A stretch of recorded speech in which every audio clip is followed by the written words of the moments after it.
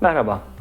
Verdiğim eğitimlerde genellikle genç katılımcılarla tanışıp sohbet etme fırsatı buluyorum ve üzülerek fark ediyorum ki pek çoğu oldukça mutsuz.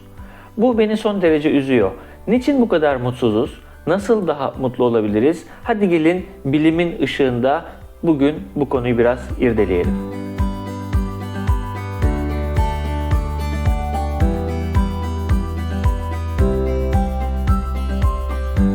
Harvard Üniversitesi'nden Dan Gilbert'ın söylediği bir söz var. Hatalı isteme.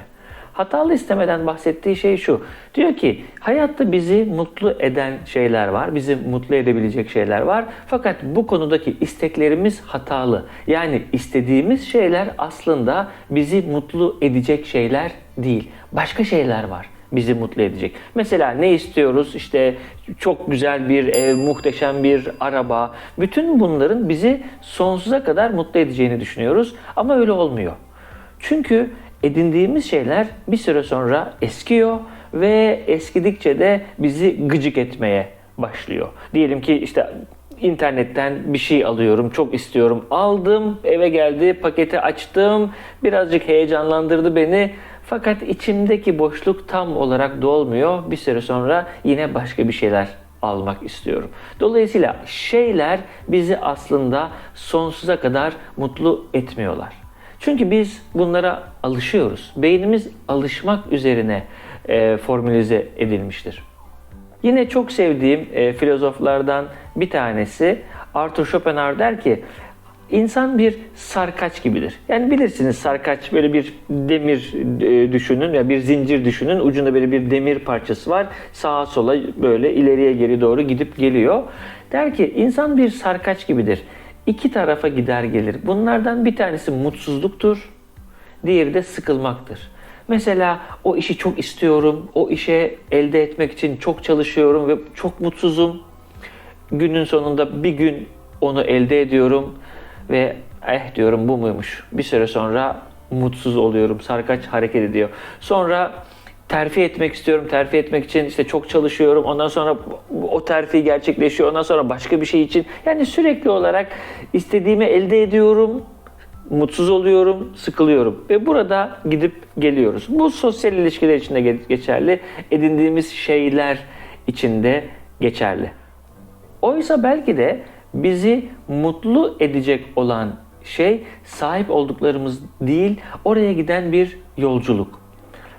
Çarpıcı bir örnek vermek isterim size. Mesela Everest Dağı'na tırmanmak. Her sene pek çok dağcı ve macera sever Everest Dağı'na tırmanmaya çalışıyor. Everest Dağı 8848 metre yanlış hatırlamıyorsam. Yani deniz yüzeyinden 9 kilometre yukarıda. Haftalar sürüyor tırmanmak ve tabii ciddi bir maliyet de aynı zamanda. Ki tahmin edersiniz ki Everest Dağı'na tırmanmak isteyen insanlar genellikle çok zengin insanlar değil. Ama paranın dışında ciddi hayati bir tehlike var. Yani tırmanırken ya da diyelim ki tırmanmayı başardınız aşağıya inerken ölme riski oldukça fazla. Orada ölürseniz geri getirilme imkanınız da bazı metrelerde yok. Haftalar süren bir mücadele. Hayatımıza rağmen yaptığımız bir mücadelenin sonunda diyelim ki zirveye ulaştık. 8800 metreye ulaştık. Orada ne kadar süre kalınıyor dersiniz? 10 dakika. Maksimum 15. Çünkü hava sıcaklığı ortalama eksi 30-35 derece ve normal soluk alıp vermek imkansız. Dolayısıyla böyle 1 kiloluk, 2 kiloluk hava tüplerinden nefes alıyorlar. Gerçek hayatta olduğu gibi dağların zirvesinde de sonsuza kadar kalınmaz. Yani yapılan şey genelde belli. Hemen birkaç fotoğraf çekiyorlar. Fakat o çektikleri fotoğrafta yüzleri gözleri dahi tanınmıyor. Bayrak dikiyorlar. 1-2 dakika manzaranın keyfini çıkartmaya çalışıyorlar ve hızlıca aşağıya iniyorlar. Düşünün, hayatımı ortaya koyarak yapmış olduğum bir mücadele. Ne için? Orada 10 dakika kalmak için mi?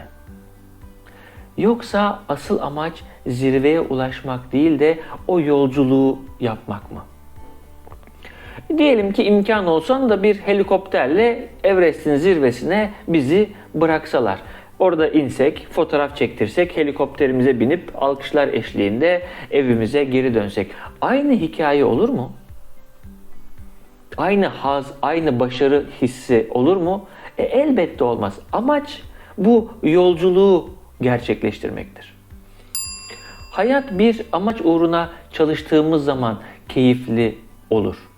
Onun dışında mücadeleyle geçmemiş, bir şey başarma azmiyle geçmemiş olan bir hayat gayet tatsız ve boştur.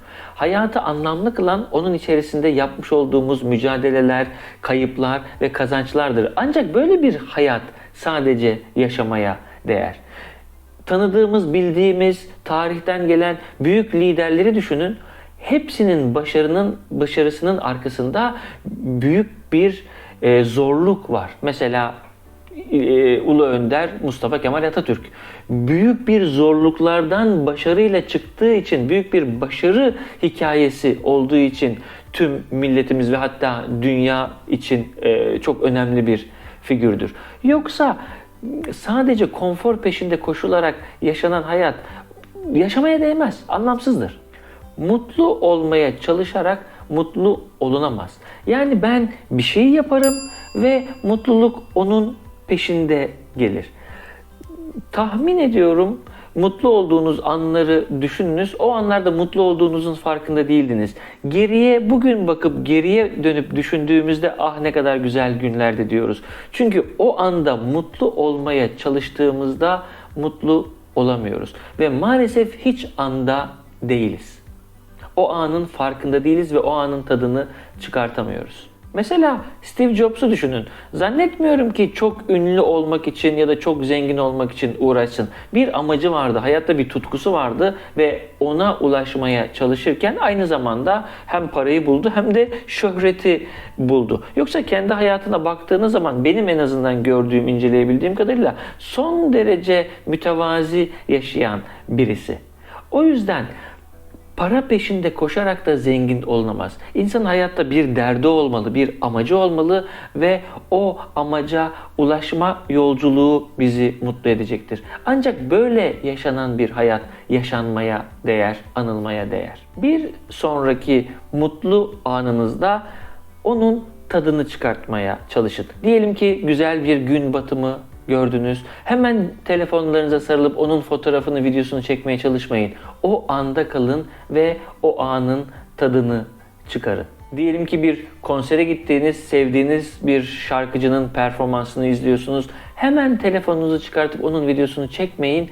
O anı gerçekten yaşayıp tadını çıkartmaya çalışın.